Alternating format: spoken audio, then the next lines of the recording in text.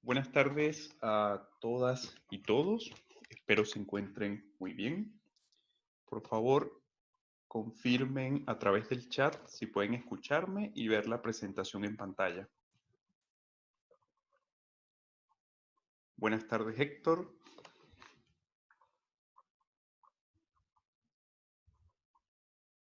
Gracias, Arturo. Buenas tardes. Gracias, Diego. Buenas tardes. Cintia, buenas tardes. Hola, Catalina. Buenas tardes. Bienvenidos. Bien, agradezco las confirmaciones. Reitero el saludo inicial. Gracias, Nicolás. Buenas tardes. Espero sinceramente se encuentren muy bien. Y por supuesto, como es habitual, les manifiesto que para mí es muy grato compartir durante esta hora y tanto la revisión de los conceptos, de los conocimientos que forman parte del programa instruccional de nuestro ramo Derecho Constitucional 1. Quiero igualmente destinar unos breves minutos a atender cualquier duda respecto a aspectos generales de la clase o incluso a cuestiones de contenido, especialmente aquellos que hemos venido abordando y que hemos venido tratando en las últimas semanas. Y de esta forma también permitimos que otros compañeros se incorporen a la sala y participen en la sesión de hoy.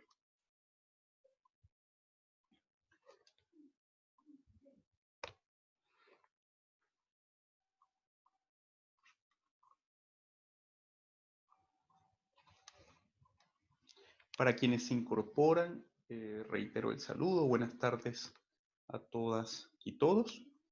Estamos a la espera de la incorporación de mayores participantes a la sala y esta es una oportunidad también para que planteen sus comentarios y dudas a través del chat o haciendo uso del micrófono si lo consideran.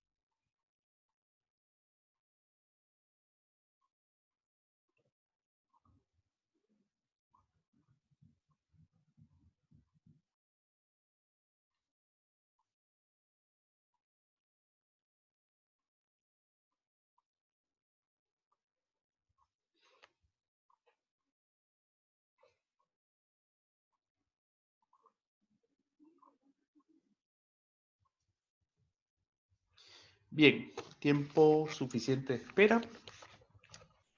Retomemos la revisión de los contenidos que nos corresponden. Recuerden que desde la semana pasada abordamos o iniciamos la revisión del tema titulado Bases de la Institucionalidad. Hemos definido las bases de la institucionalidad haciendo uso de la definición propuesta por la profesora Marcela Peredo, quien se refiere a las bases de la institucionalidad como mandatos de optimización que facilitan la interpretación y aplicación de las normas de contenido constitucional, es decir, las que se encuentran codificadas en el instrumento jurídico que denominamos Constitución, pero también aquellas normas de contenido constitucional que se encuentran codificadas en las leyes que integran el llamado bloque de constitucionalidad. Con relación a esta idea del bloque de constitucionalidad, siempre es bueno recordar las fuentes normativas del derecho constitucional, específicamente lo que refiere a las normas de jerarquía constitucional y a las normas constitucionales de jerarquía legal. Las de jerarquía constitucional, por supuesto, la Constitución es la norma suprema del ordenamiento jurídico y se complementa con las leyes de reforma a la Constitución y las leyes de interpretación de la Constitución. Y en el segundo nivel, las leyes de nivel legal que contienen normas constitucionales. Desde luego es necesario hacer referencia a las leyes orgánicas constitucionales, a las leyes ordinarias, a los decretos con fuerza de ley, a las leyes de quórum calificado, a los reglamentos o estatutos de funcionamiento del Congreso Nacional, especialmente que regulan aquellos ámbitos que se efectúan de regulación por parte de la Ley Orgánica del Congreso Nacional. Esta aclaratoria a los fines de comprender cuáles son los instrumentos jurídicos irradiados por este conjunto de principios que contienen las bases de la institucionalidad, que insisto, son una directriz, son un mandato de optimización que facilita la adecuada interpretación y aplicación de las normas de contenido constitucional. Ya nosotros definimos las bases de la institucionalidad, las caracterizamos, hicimos una revisión breve de algunos fallos del Tribunal Constitucional donde se aborda la utilidad del concepto o se hacen referencias al concepto de bases de la institucionalidad y se releva, se destaca especialmente su rol de medio o de instrumento para la efectiva interpretación y aplicación de las normas constitucionales. Y durante la semana pasada abordamos lo dispuesto en el artículo 1 de la Constitución en relación a la concepción del Estado, la concepción de la persona humana, la concepción de la sociedad y los deberes genéricos del Estado establecidos en este articulado que recoge de forma compleja, si se quiere colapsada, un conjunto de bases o un conjunto de principios que son esenciales para la comprensión adecuada del ordenamiento constitucional chileno. También avanzamos en la revisión de lo dispuesto en el artículo número 2 de la Constitución referido a los emblemas nacionales y en ese sentido hicimos referencia a la utilidad del simbolismo para la tradición constitucional, tratando por supuesto de explicar o de fundamentar la razón por la cual en el texto constitucional, en un apartado de especial importancia, se regula en buena medida los fundamentos de los símbolos o emblemas nacionales. Hicimos o dialogamos con la tesis de la estatidad propuesta por Oslac, que evidentemente destaca como uno de los elementos de la estatidad, es decir, como uno de los elementos que destacan o que buscan responder al cuestionamiento de cuándo un Estado es Estado, evidentemente la capacidad de internalizar y de cohesionar al cuerpo social en torno a un conjunto de valores y a un conjunto de símbolos que están expresados en los emblemas nacionales.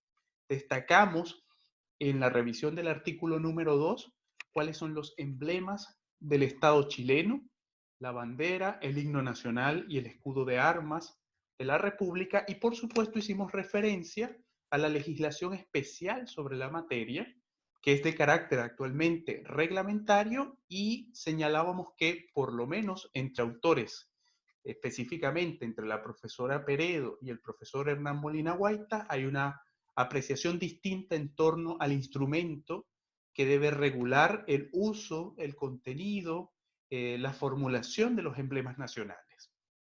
En este caso, para la profesora Peredo, como ocurre en la actualidad, la regulación, el contenido, el uso de los emblemas nacionales es una regulación de jerarquía reglamentaria, es decir, ejercida a través de la potestad reglamentaria que tiene el presidente de la República. Esto en consecuencia de lo dispuesto en el reglamento, en el decreto supremo, 1534, dictado por el presidente Eduardo Frei Montalva, en el cual se determinan los emblemas nacionales y se reglamenta su uso. Ese es el instrumento o el reglamento que se ejerce precisamente como consecuencia de la potestad reglamentaria reconocida al presidente de la República y que en la actualidad regula el contenido y el uso de los símbolos nacionales, lo cual evidentemente no está del todo desarrollado en el texto de la Constitución, sino a manera enunciativa. Es decir, el texto de la Constitución, si recuerdan el artículo número 2, refiere exclusivamente a definir, ¿no? A establecer cuáles son los emblemas nacionales sin pronunciarse a mayor profundidad respecto a el diseño, el contenido, la estructura y los usos.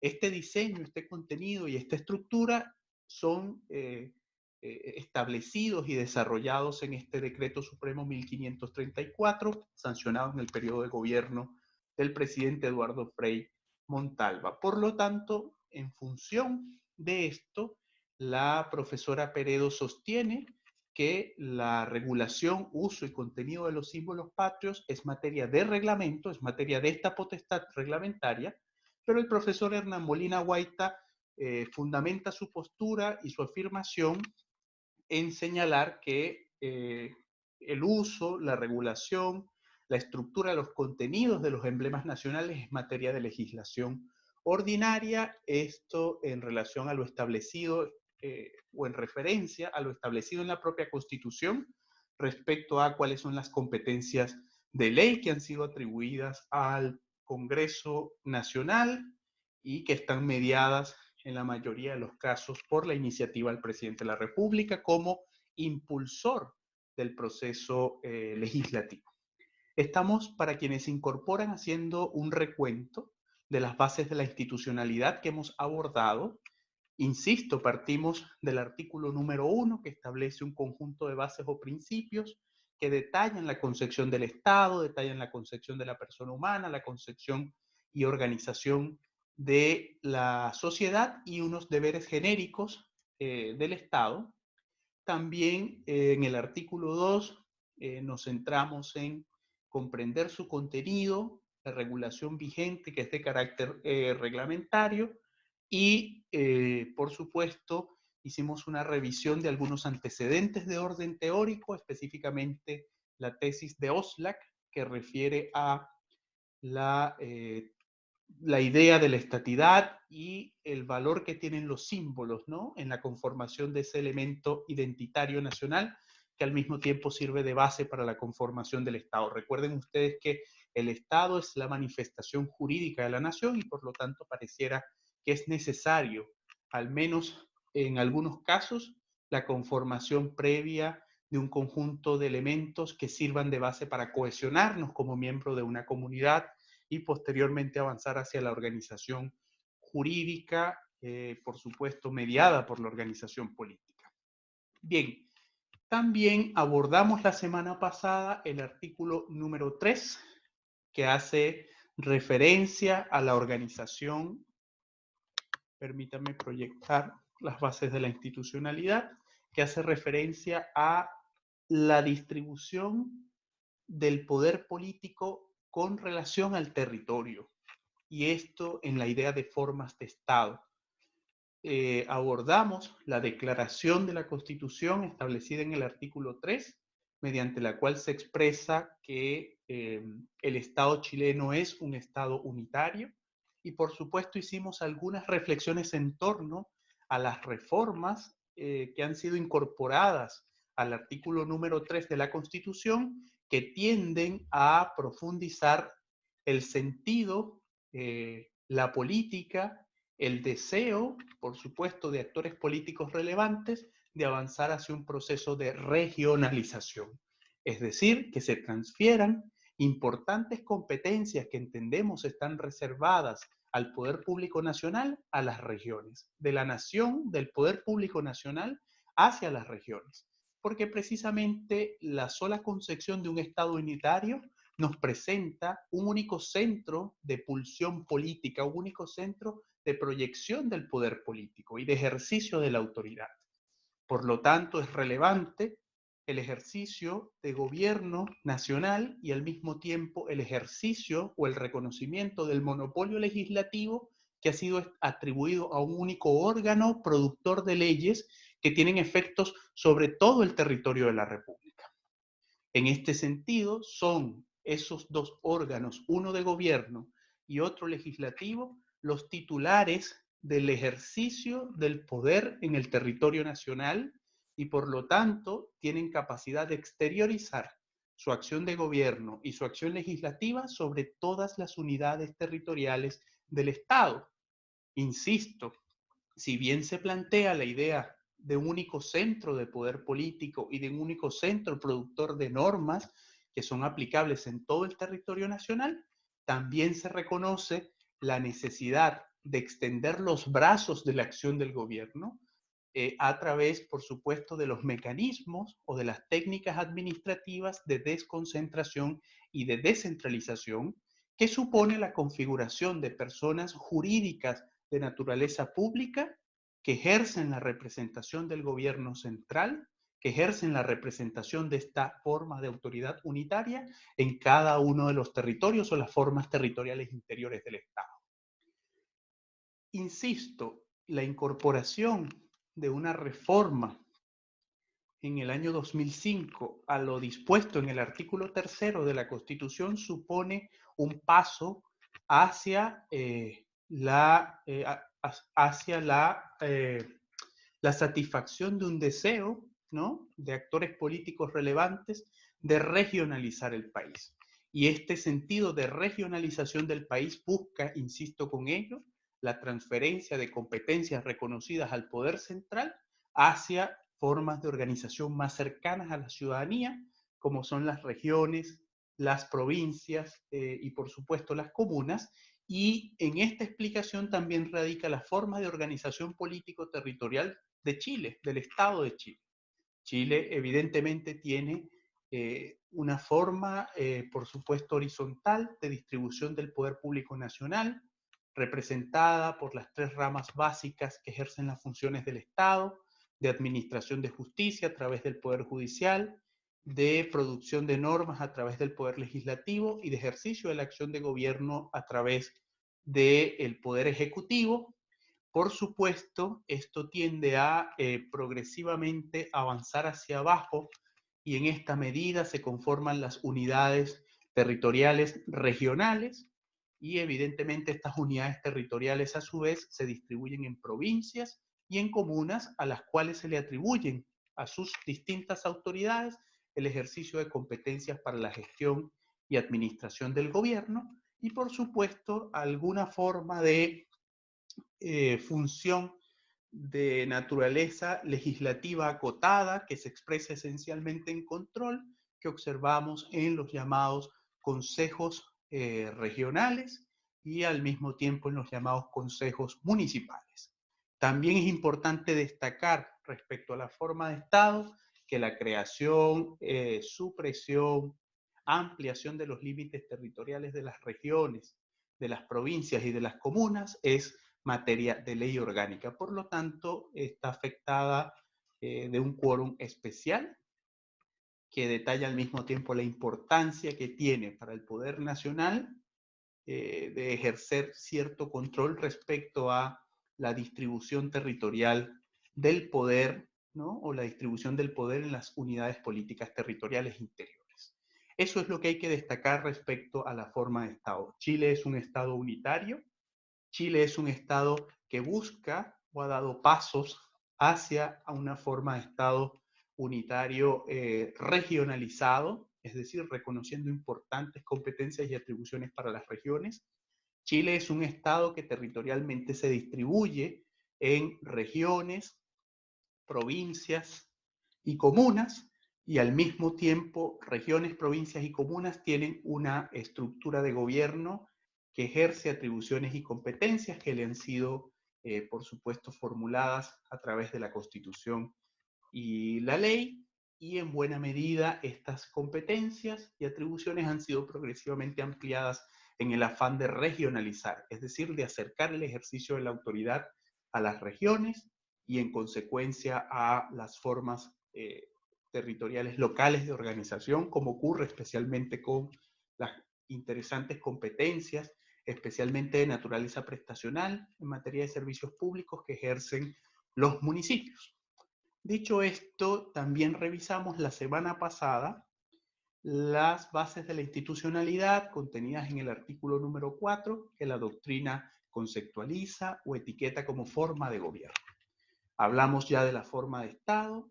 En dicha oportunidad abordamos también la forma de gobierno y, por supuesto, la formulación de la declaración contenida en el artículo 4, que es el artículo más breve en términos de su extensión de la Constitución Política actual, nos indica que Chile es un Estado democrático y republicano. Y por supuesto, la idea de Estado republicano y democrático recoge esencialmente un conjunto de características, ¿no? Primero, el ejercicio de la autoridad está reservado al presidente de la República y en torno a las competencias que reconocemos en el presidente de la República ya hemos hecho algunas reflexiones, especialmente hemos podido identificar esta patología del hiperpresidencialismo, es decir, que se le han conferido constitucional y legalmente excesivas atribuciones al presidente, lo cual genera un desbalance en las relaciones entre los órganos del poder público. Adicionalmente, el presidente de la República ejerce sus funciones como consecuencia del mandato popular, es decir, los electores efectivamente inscritos en el padrón electoral son convocados para la elección del presidente de la República y, por supuesto, la elección por parte del electorado no solamente conforma el ejercicio de la autoridad por parte del presidente de la República, sino que otras autoridades también son producto de la elección popular, como ocurre así con los diputados, senadores, los consejeros regionales, los consejeros, los concejales, perdón, o miembros del Consejo Municipal, los alcaldes, y eventualmente se incorporarán otras autoridades producto de la elección popular, como ocurre con el caso de la próxima elección de gobernadores, que recuerden ustedes que es una innovación de la legislación en este afán de regionalización del ejercicio de la autoridad del poder público. Además, por supuesto, el ejercicio de estos mandatos es de carácter temporal, es decir, la Constitución establece la periodicidad de los mandatos. Específicamente, en el caso del presidente de la República, ejerce sus funciones como autoridad, como primera magistratura nacional, como jefe del Ejecutivo, como cabeza de la administración pública, durante 4 años. Pasados estos 4 años, el presidente de la República electo abandona, concluye el ejercicio de sus funciones y evidentemente conforme a la realización de una nueva elección, que por supuesto ha de recoger un conjunto de garantías de transparencia, de universalidad, de secrecía del sufragio, de facilitar las instancias de participación para los distintos sectores y conforme a los principios de alternancia y alternabilidad en el ejercicio del poder, un nuevo ciudadano será revestido, ¿no?, con el respaldo popular para ejercer durante 4 años más, durante unos nuevos 4 años el ejercicio de esta autoridad, ¿no? Entonces nosotros podemos identificar allí características básicas del régimen republicano. El ejercicio de la autoridad en una persona que evidentemente es producto de la elección popular. Adicionalmente, el ejercicio de esta autoridad mediada por un plazo, es decir, tiene a partir del momento en que el presidente se formaliza su elección y toma o presta juramento ante el Congreso Nacional y cumple las formalidades de ley, ya su mandato tiene fecha para finiquitar, para concluirse, ¿no? Para perecer en el tiempo, los 4 años.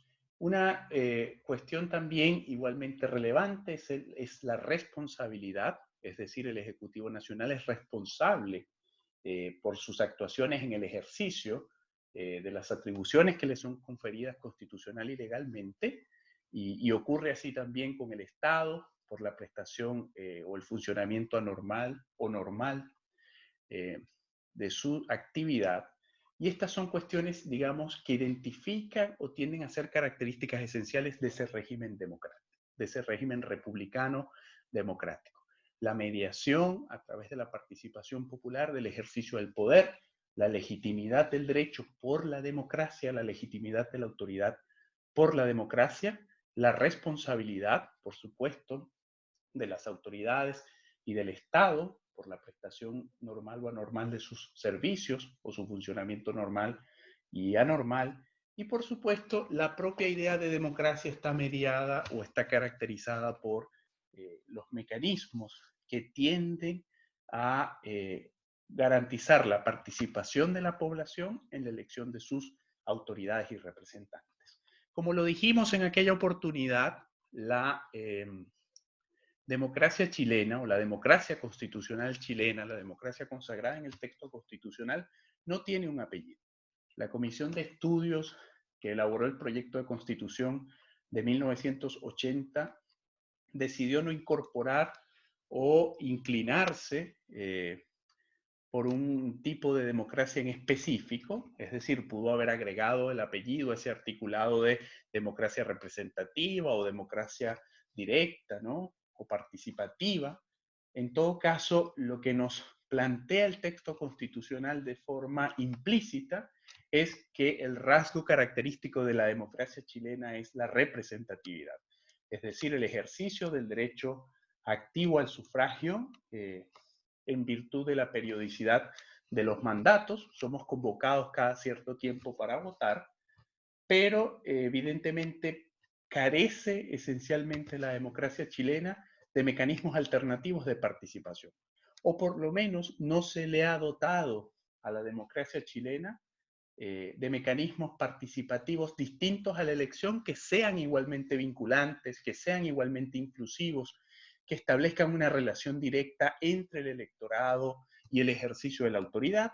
Solo el plebiscito se plantea en la Constitución chilena con sus excepcionalidades y por supuesto con los requisitos que ha de cumplirse, parece ser el único mecanismo de democracia directa establecido en la Constitución y que evidentemente el plebiscito convoca a la población a pronunciarse directamente sobre un asunto de interés nacional, pero en las condiciones que están previstas para que esto suceda en el propio texto constitucional y en la legislación que lo regula, pero no así, digamos, se han incorporado otros mecanismos de participación directa como ocurre en la experiencia comparada, que signifiquen, a lo menos, escuchar de forma con mayor frecuencia la voluntad de la gente para la toma de decisiones, ¿no?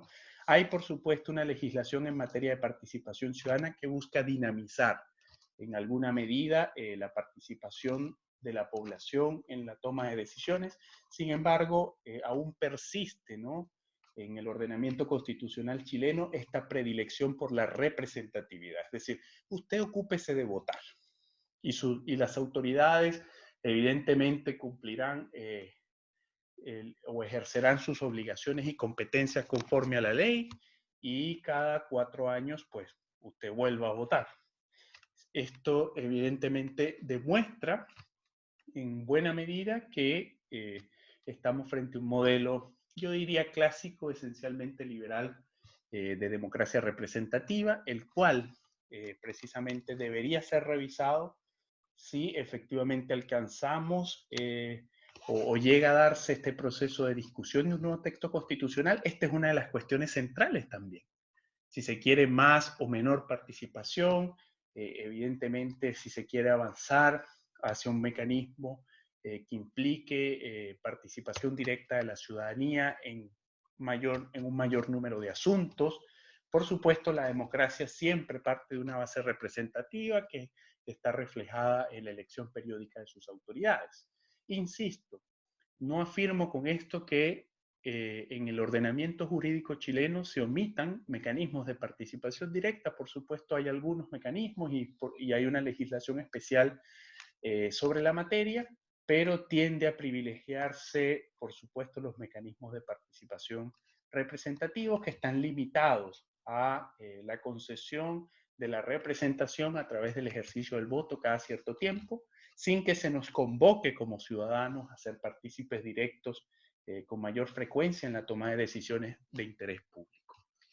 Eso respecto a la forma de gobierno que abordamos la semana pasada y es ideal precisamente hablar de la forma de gobierno para remitirnos a la nueva base de institucionalidad que vamos a abordar el día de hoy, que por supuesto contiene la titularidad, el ejercicio y los límites de la soberanía. Venimos hablando de una forma de gobierno que es republicano, que es democrático representativo, y por supuesto esto abre las puertas para conversar directamente sobre la titularidad, el ejercicio y los límites de la soberanía nacional. Permítanme proyectar la diapositiva correspondiente a esta nueva base de la institucionalidad. Lo que hemos comentado hasta ahora es un recorrido, ¿no? El recorrido hecho hasta este momento, ¿no? Desde el artículo 1 de la Constitución hasta el artículo 4.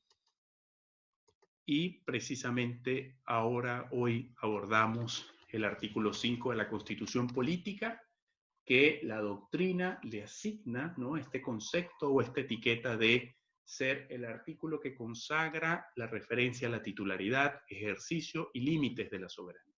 ¿Hay alguna pregunta respecto a los comentarios generales que he realizado hasta ahora?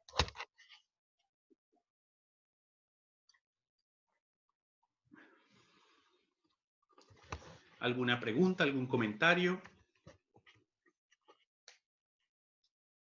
Gracias, Cintia.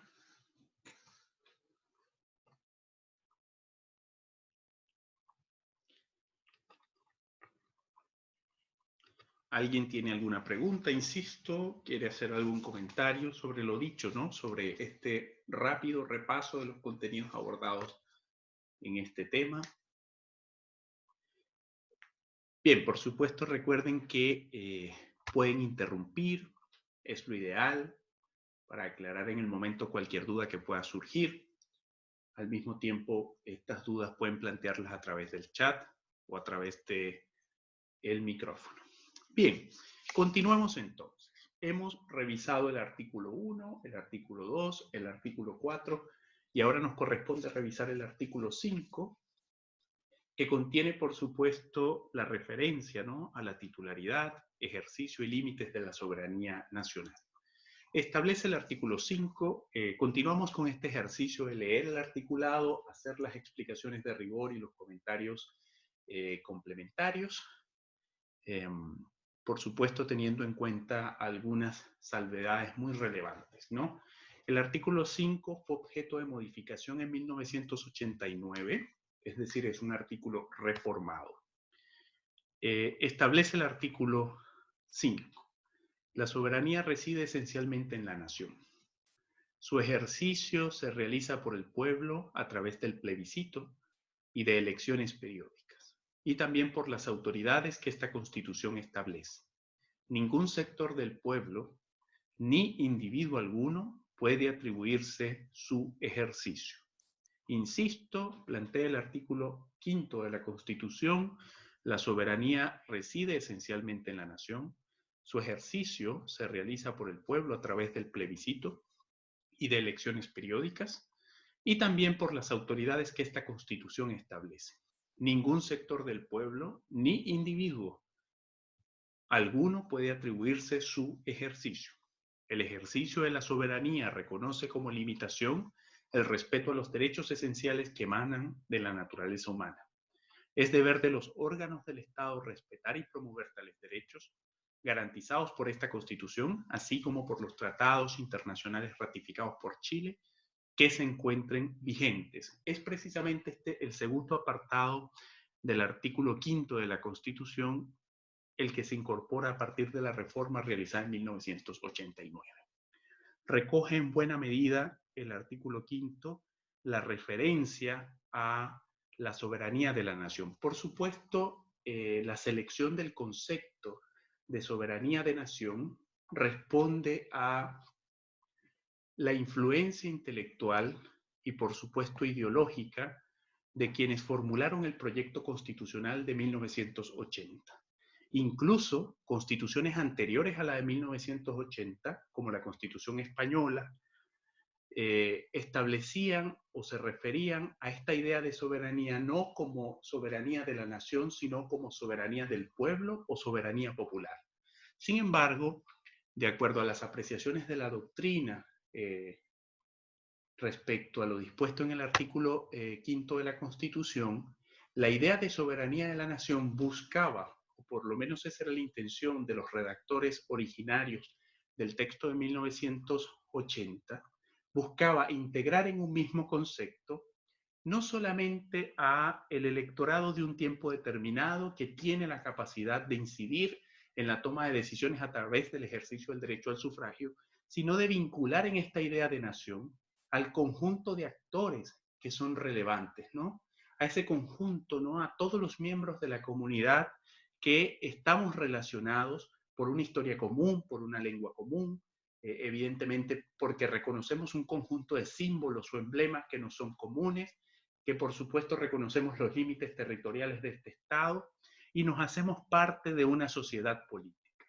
Parece, de acuerdo a la interpretación que realiza la doctrina, que el sentido o la expresión de soberanía de la nación buscaba, evidentemente, convocar, ¿no?, a todos los miembros de la comunidad que se amparan bajo la vigencia del Estado chileno propuesto en esta Constitución de 1980, pero evidentemente la referencia, aunque sea general, por supuesto es controvertida esta interpretación, pero aunque sea general es una referencia a la idea de soberanía popular.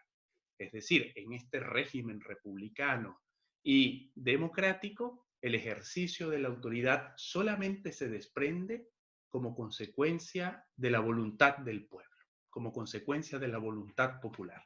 Sin embargo, se omitió esta referencia directa a la idea de soberanía popular, aunque continúa el articulado expresando que la soberanía de la nación se ejerce o se realiza a través del pueblo que se manifiesta en plebiscito y mediante las elecciones periódicas, por lo que aquí el acotamiento, ¿no? Recuerden que les decía, en el artículo 4 no se le pone apellido a la democracia constitucional chilena, ¿no? Se habla de democracia republicana y democrática. Pero si avanzamos y hacemos una lectura integral del texto constitucional y vinculamos el artículo 4 con el artículo 5, encontraremos que la propia Constitución está mediando y limitando al mismo tiempo la participación. Efectivamente, la soberanía reside en la nación, que la ejerce, fíjense ustedes, el titular de la soberanía es la nación. Bien, y ejerce precisamente esa soberanía a través del plebiscito y de las elecciones periódicas. Y también por las autoridades que esta Constitución establece. Ningún sector del pueblo ni individuo alguno puede atribuirse su ejercicio. Esta es la cuestión central de este primer apartado del artículo 5 de la Constitución. Por supuesto, hay una referencia a la idea de nación como concepto sociocultural, es decir, los distintos miembros de esta comunidad nos reconocemos como miembros de la comunidad chilena, reconocemos símbolos que nos son comunes, reconocemos a nuestra autoridad, reconocemos nuestros derechos y el límite para el ejercicio de nuestros derechos. Y evidentemente, parte central del ejercicio de estos derechos son los derechos políticos, que son llave, que son mecanismo para la activación y la expresión de la soberanía. ¿Y cómo expresamos nuestra soberanía? La expresamos a través del ejercicio del sufragio en plebiscito, que es un elemento de democracia directa, y a través de las elecciones periódicas, que son elementos de la democracia representativa. Por supuesto, no es el constituyente de 1980 de la idea de ampliar los mecanismos de participación, sino más bien de limitar la participación a un contexto formal, a un contexto de representatividad y, por supuesto, canalizar dicha participación a través de estos esquemas de naturaleza electoral. Pero ustedes, como estudiantes de Derecho, por supuesto conocedores del derecho constitucional, podrán advertir, como nos plantea la teoría, que la democracia no solamente es participar en elecciones, sino que la democracia supone un cúmulo de otras cosas, ¿no? Como el respeto de los derechos y garantías constitucional e internacionalmente reconocidos, como la articulación de otros mecanismos de participación. Por supuesto, aquí juega un papel relevante las ideas propuestas por los teóricos de la democracia directa y la experiencia comparada, pero aún así, este es el núcleo central de la soberanía. La soberanía reside en la nación y la nación se expresa a través del ejercicio del sufragio para resolver cuestiones trascendentales de interés nacional cuando se ha convocado mediante el plebiscito o al mismo tiempo a través de las elecciones periódicas que están establecidas en el propio texto constitucional y en las leyes que así lo desarrollan. Respecto a la titularidad de la soberanía nacional es de todos y de nadie. Nadie puede reservarse o atribuirse el ejercicio de la soberanía. Evidentemente, la soberanía se compone a partir de este grupo, yo diría en algunos casos infinito y en otros casos finito, de individuos, ¿no?, que están convocados a la toma de decisión política. Esta es una discusión muy profunda, muchachos, en filosofía política, cuando se cuestiona sobre quienes integran la comunidad política, es decir, quienes tienen la capacidad de ser partícipes y de tomar decisiones. Por supuesto, la propia idea de nación incrustada en este artículo es sumamente amplia, pero en términos prácticos, si pasamos de la abstracción filosófica, ¿no?, a aterrizar estos contenidos en la realidad, evidentemente, si la democracia es solo electoral, como está planteada acá, a través de los mecanismos representativos, quien ejerce la soberanía es evidentemente el electorado. Es decir, aquellas personas que están habilitados y que cumplen con los requisitos constitucionales para incorporarse en la lista de electores. Y una vez incorporados en la lista de electores, deciden asistir el día de la elección al colegio, a su centro electoral y emitir su voto. Allí está expresada la soberanía. Pero evidentemente el atractivo, y esto es un comentario complementario, el atractivo de otros mecanismos de democracia que nos provee, por ejemplo, la democracia directa, supone la posibilidad de admitir incluso la participación de aquellos sectores que no cumplen con los requisitos constitucionales para votar, como ocurre con los menores de edad, como ocurre con las personas que se encuentran inhabilitadas para el ejercicio del derecho al sufragio, en el caso de los privados de libertad sometidos a condena en ciertas condiciones. Por supuesto que ocurre, por ejemplo, con las personas con discapacidad mental. No pueden participar, no tienen algo que decir, ¿no? Hay en Chile legislación en materia de participación que busca, ¿no?, atender estos vacíos, ¿no? Por supuesto, dar voz a quienes no tienen voz, pero evidentemente la centralidad del texto constitucional es, bueno, la soberanía se expresa a través de la voluntad popular. El ejercicio de la soberanía corresponde al pueblo, que le ejerce a través de los mecanismos que establece esta Constitución, y la centralidad o los mecanismos centrales de esta Constitución son el plebiscito y las elecciones periódicas. Entonces pareciera que esa propia idea amplia de nación se va acotando y nos va indicando el propio texto constitucional. Ojo, no son todos, porque si hablamos en términos generales de nación seríamos todos. Cuidado con esto, ¿no? Entonces se va acotando a los electores. La soberanía se expresa a través de la voluntad de los electores. Esta es una discusión que no solamente ocurre en Chile, sino que se manifiesta como una contradicción del propio modelo democrático y de las distintas formulaciones teóricas de la democracia. Insisto, la soberanía reside esencialmente en la nación. Esta se ejerce a través de los mecanismos contemplados en la Constitución, fundamentalmente el plebiscito y las elecciones periódicas, y ningún actor, ningún individuo puede atribuirse el ejercicio de la soberanía nacional por sí solo. Por el contrario, aquí concurren un conjunto de elementos, ¿no? La comunidad política habilitada para votar y participar en estos medios de participación, ¿no?, que están constitucionalmente consagrados y legalmente establecidos.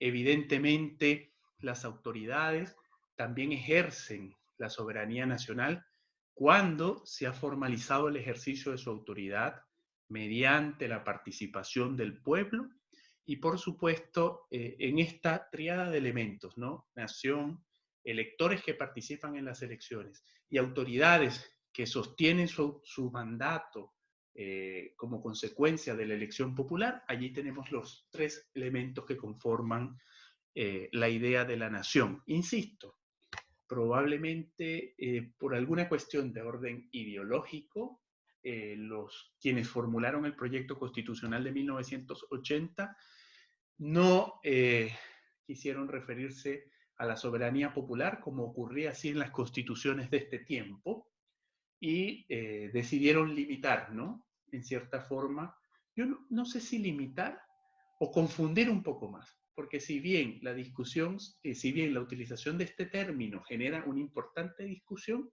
no es menos cierto que opera al igual que el resto de las constituciones que sostienen un modelo de democracia representativa, ¿no? Por lo tanto, la soberanía se ejerce por el pueblo a través de los mecanismos que constitucionalmente están ejercidos. Por supuesto, ningún sujeto ha de atribuirse el ejercicio individual, ¿no?, de la soberanía, sino que ésta tiende a expresarse en la nación como un todo, es decir, como todos los miembros de esta comunidad política, al mismo tiempo en el electorado que está llamado a participar, y un tercer elemento, por supuesto, son las autoridades que en ejercicio del mandato que nosotros les damos a través del voto, ejercen en un periodo de tiempo una partícula, no un pedacito de esa idea de la soberanía. Bien, este segundo apartado del artículo 5º constitucional, insisto, se incorpora con la reforma de 1989. Es una reforma que busca blindar, si podemos utilizar esa palabra, blindar el compromiso del Estado chileno con el cumplimiento el compromiso del Estado chileno con el reconocimiento, ¿sí?, y la protección de los derechos fundamentales, especialmente aquellos derechos fundamentales que se encuentran consagrados en instrumentos internacionales. ¿Qué ocurre? Y precisamente se hace esta aclaratoria para justificar la reforma al artículo 5º de la Constitución. Ocurre que antes de la reforma el Estado chileno había suscrito, al igual que el resto de los países del mundo, ¿no?, o bueno, un grupo importante de países del mundo, declaraciones internacionales específicas en materia de derechos fundamentales, de derechos civiles y políticos, de derechos económicos, sociales y culturales. Sin embargo, pese a el Estado chileno comprometerse en el escenario de naciones a reconocer, respetar, promover el conjunto de derechos que están previstos en estas declaraciones internacionales, lo que ocurría al interno del Estado era que en la práctica, digamos, jurídica, no se reconocía la vigencia de estos instrumentos internacionales, ¿no? Entonces, evidentemente se incorpora esta cláusula, ¿no?, de reconocimiento directo de las fuentes normativas del derecho internacional que contengan normas referidas o relacionadas a derechos humanos, y por lo tanto esta afirmación del deber de los órganos del Estado de respetar y promover tales derechos garantizados por esta Constitución, así como por los tratados internacionales ratificados por Chile que se encuentren vigentes.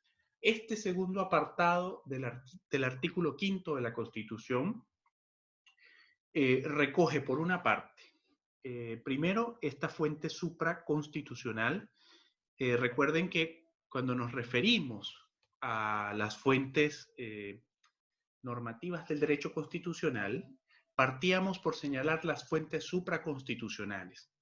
Las dos fuentes supraconstitucionales que la doctrina reconoce como parte del ordenamiento constitucional chileno son, primero, por supuesto, la idea de la democracia republicana chilena establecida en el artículo 4º, es decir, no puede ser objeto de modificación aun cuando el propio ordenamiento constitucional sea modificado, sea sustituido, y lo mismo ocurre con la limitación al ejercicio de la soberanía.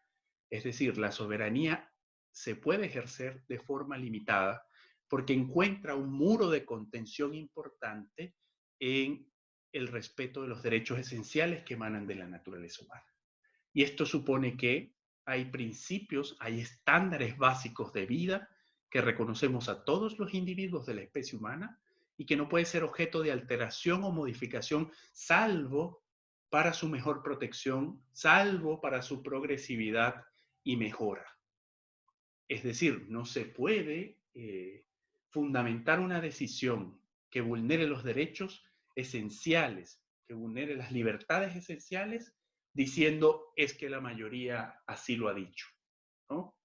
Mucho cuidado con esto, porque precisamente la Constitución está diciendo, sí, la soberanía es la base del ejercicio de la autoridad pública, pero esta soberanía, pese a expresar la voluntad de la mayoría en algunos casos, nunca puede ser utilizada como justificación para menoscabar, ¿sí? Para vaciar de contenido, para violentar, para violar los derechos humanos. Por el contrario, efectivamente, la obligación del Estado chileno es promover, defender, reconocer derechos fundamentales, especialmente en una constitución que está marcada por una impronta ius naturalista, es decir, que entiende que los derechos humanos, que las libertades fundamentales son anteriores y son superiores a la propia existencia del Estado. Y en todo caso los reconoce y establece los mecanismos para su promoción, defensa y protección. Esta disposición, insisto, nos dice efectivamente es relevante la soberanía como fundamento del ejercicio del poder público, como medio de legitimación de la autoridad y del derecho por la democracia, pero esta soberanía encuentra límites en el reconocimiento, en el respeto a los derechos esenciales que emanan de la naturaleza humana. Y por supuesto, el segundo apartado continúa, ¿no? Su contenido señalando que es deber de los órganos del Estado el respeto y promoción de tales derechos, esta cláusula de respeto y promoción de derechos fundamentales, que están garantizados en la Constitución. Recuerden que esta Constitución contiene un catálogo de derechos que nosotros vamos a revisar, espero de forma profunda en las próximas clases. Por supuesto, se obliga a la Constitución con los propios derechos que están establecidos en su catálogo, del artículo 19, del extenso artículo 19 constitucional, pero al mismo tiempo el texto, ¿no? Del artículo 5 nos recuerda que no solamente son los derechos reconocidos en el ordenamiento constitucional, en el ordenamiento interno, sino también aquellos derechos que evidentemente se desarrollan a la luz del derecho internacional público, expresados a través de las declaraciones, los tratados internacionales y los pactos que libre y voluntariamente el Estado chileno ha suscrito en el contexto de las naciones y por lo tanto se obliga a su inmediato cumplimiento, ¿no? Les decía que buena parte de la justificación para incorporar en la reforma de 1989 esta referencia a los tratados internacionales ratificados por Chile respondía o buscaba solventar una situación que estaba ocurriendo antes de la reforma, que suponía que el Estado chileno había suscrito y ratificado tratados internacionales que contenían normas relativas a derechos humanos, pero que en la práctica, ¿no? Lo que sucedía es que se omitía el cumplimiento de los deberes, ¿no? O sea, por parte del Estado, la omisión de deberes que estaban contenidos en esos tratados internacionales. Dicho esto, quiero preguntarles si tienen alguna duda, alguna pregunta, algún comentario que hacer.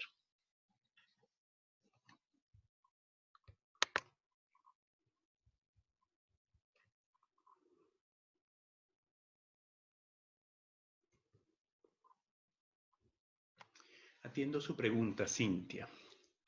En virtud de lograr un mejor ejercicio de la soberanía, ya que ésta se realiza a través del plebiscito y de elecciones periódicas, ¿no sería mejor el voto obligatorio? Atendiendo igual a la forma de democracia representativa que tenemos, ¿no se llegaría hacia una mejor representación?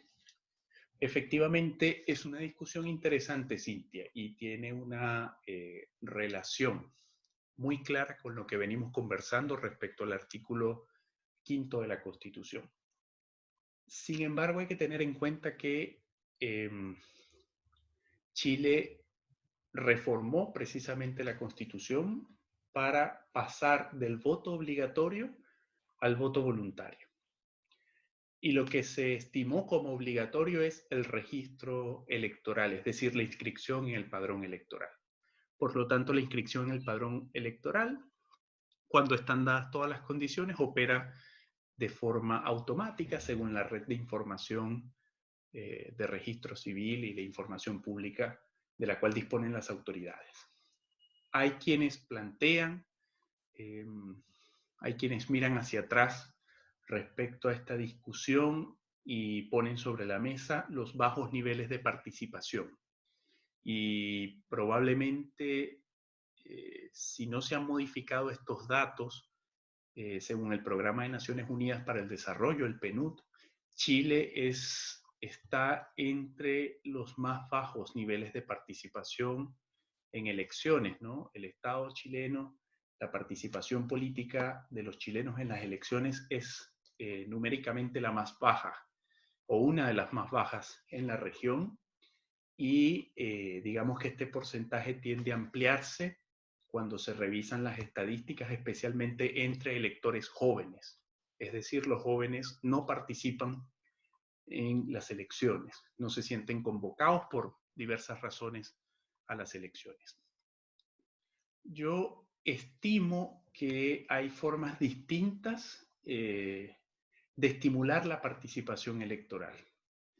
Por lo tanto, bueno, fijar una posición en ese sentido es difícil, ¿no? Porque yo parto de la comprensión de los distintos aportes que genera la teoría sobre esto, ¿no?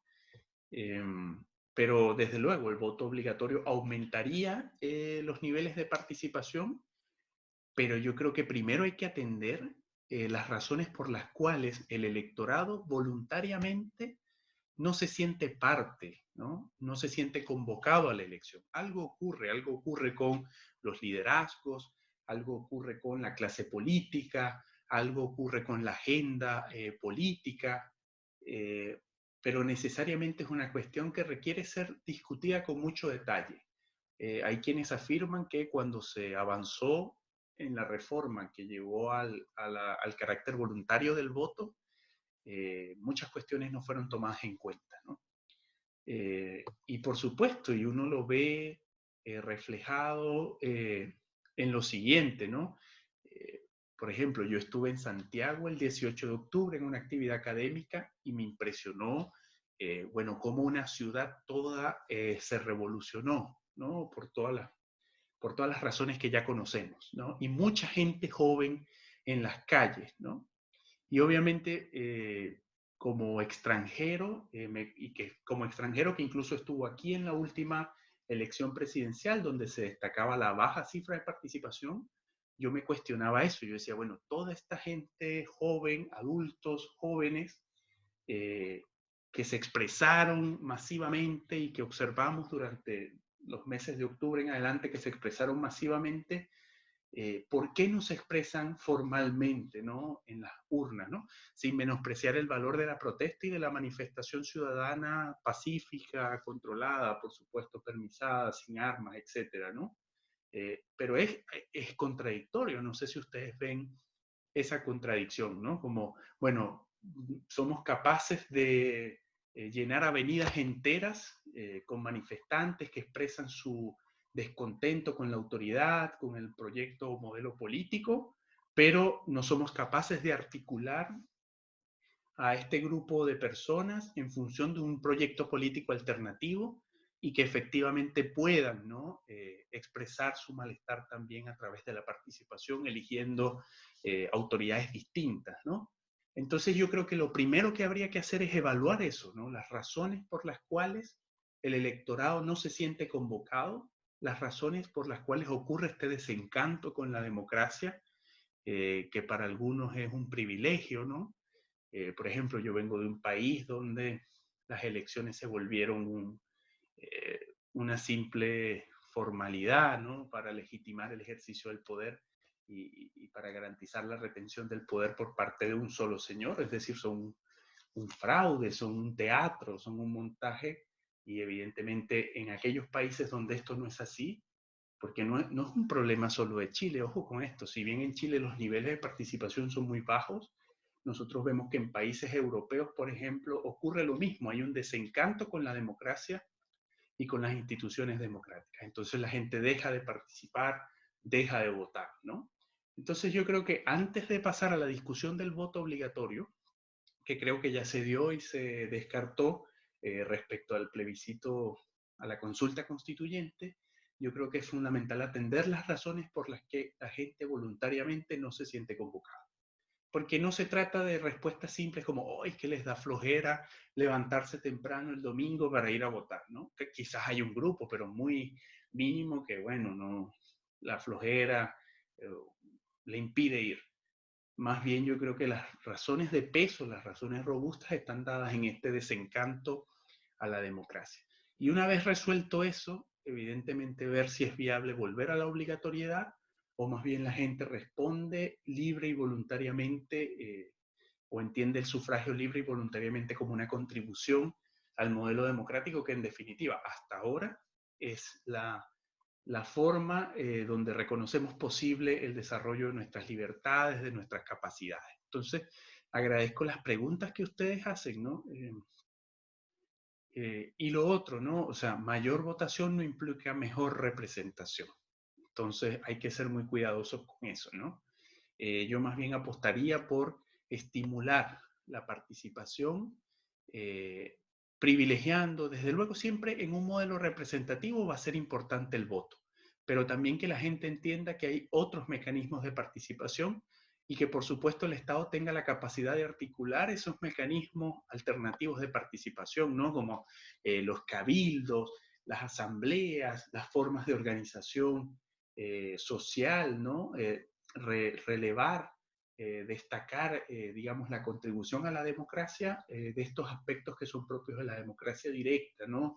La incorporación de consejos de la ciudadanía para la toma de decisiones respecto a presupuestos o políticas públicas, la revocatoria popular de mandatos, es decir, que se puedan activar elecciones a mediano, ¿no? O sea, cuando ocurre la mitad del periodo de un gobernante y si lo ha hecho mal, bueno, la ciudadanía se puede organizar y convocar una elección donde se defina si continúa o no en el ejercicio de su mandato. Esto con ocasión respecto a los bajos niveles de popularidad de algunas autoridades, ¿no? Cómo podría ayudar la revocatoria de mandatos a dinamizar la participación de la gente. Igual ocurriría con otras autoridades como los diputados. ¿Cómo podemos nosotros vincularnos más al proceso legislativo, ¿no? O sea, en vez de simplemente afianzar el voto, que por supuesto es muy importante para la democracia, también revisar otros mecanismos de participación.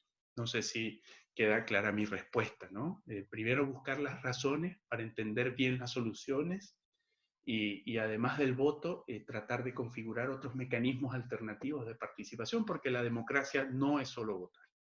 Obviamente votar es una cuestión fundamental de la vida democrática, pero si nos limitamos solo a votar terminan pasando estas cosas, ¿no? De desencanto, de no vincularnos, de dejar espacio a la corrupción, de dejar espacio a la violación de derechos fundamentales.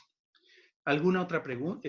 Espero que con esto haya podido responder al menos en unas pinceladas o unas ideas generales la pregunta de Cintia y de Catalina. ¿Alguna otra pregunta o algún otro comentario que quieran hacer?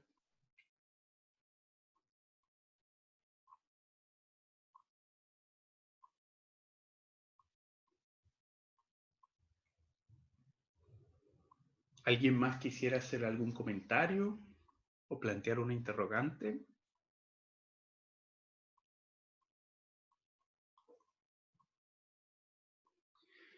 Bien, fíjense, vamos a cerrar la clase de hoy. Creo que es suficiente el contenido que hemos abordado respecto a el artículo 5, el artículo 5 de la Constitución, específicamente la titularidad, ejercicio y límites de la soberanía.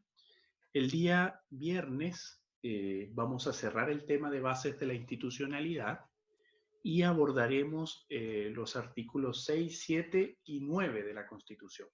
El artículo 8, omitimos su tratamiento, podemos hacer algunos comentarios generales, pero entiendo que lo abordaron y con una actividad muy interesante con el profesor Víctor Velázquez, a quien por supuesto agradezco que haya dedicado parte de su tiempo de ayudantía a abordar este tema.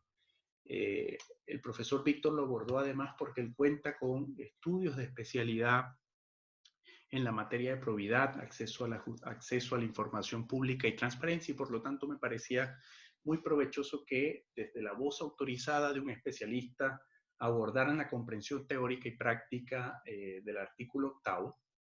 Entonces, el día viernes vamos a cerrar bases de la institucionalidad abordando los artículos 6, 7, específicamente los que refieren a Estado de Derecho, y por supuesto vamos a mirar el Estado de Derecho con perspectiva teórica, y por supuesto atendiendo lo consagrado en los artículos mencionados, y el artículo 9, que contiene la prohibición del terrorismo, lo vamos a atender también el día viernes, para cerrar con ello bases de la institucionalidad y abrir la próxima semana, por lo menos con los aspectos introductorios de derechos fundamentales. ¿Alguna pregunta, algún comentario que quieran hacer antes de cerrar?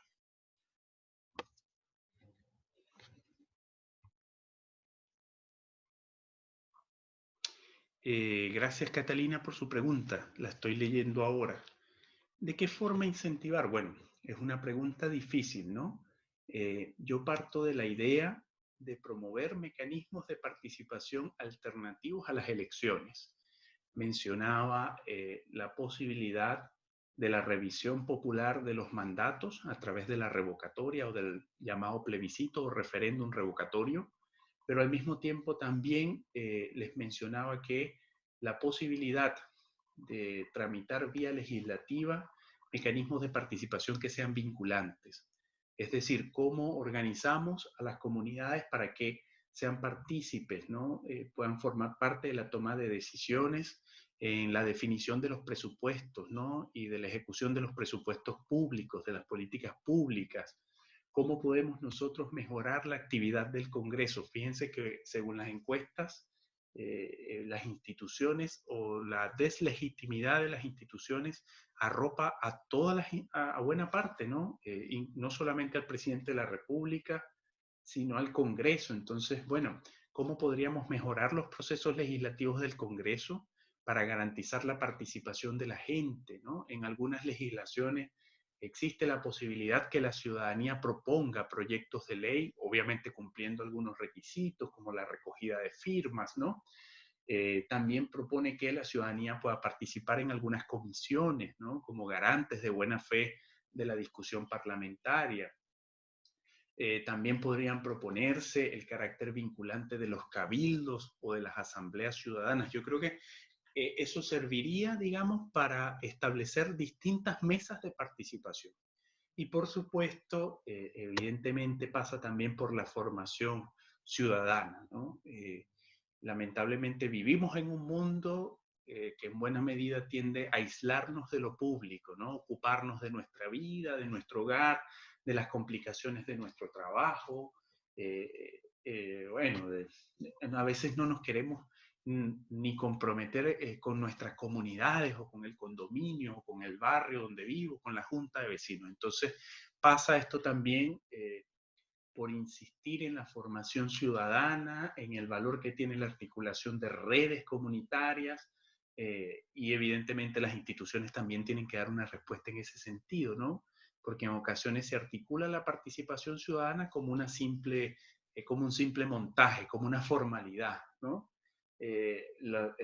Lo que trato de decir con esto es que no se quede en una formalidad, sino que tenga un carácter vinculante los mecanismos alternativos de participación, ¿no?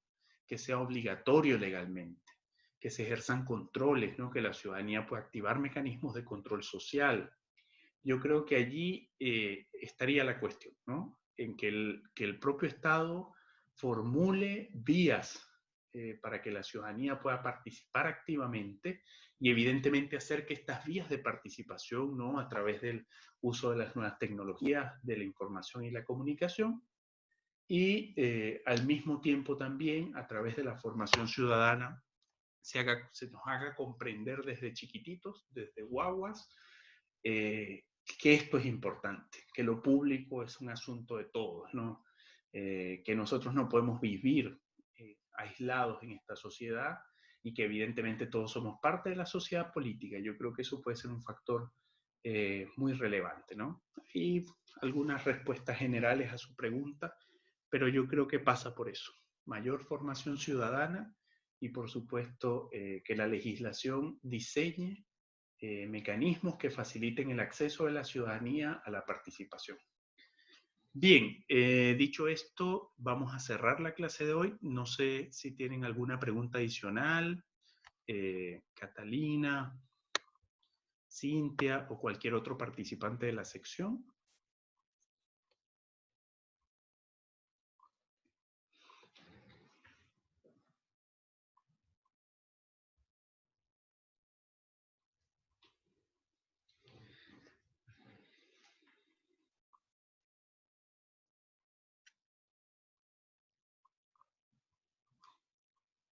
Bien, gracias Cintia y por supuesto gracias a Cintia y Catalina por las preguntas, por estar atentas a lo que hemos comentado. Bien, nos vemos entonces el día viernes, día en el que vamos a cerrar el abordaje de las bases de la institucionalidad. Pueden despedirse a través del chat y bueno, ahí nos vemos el viernes y que estén todos muy bien.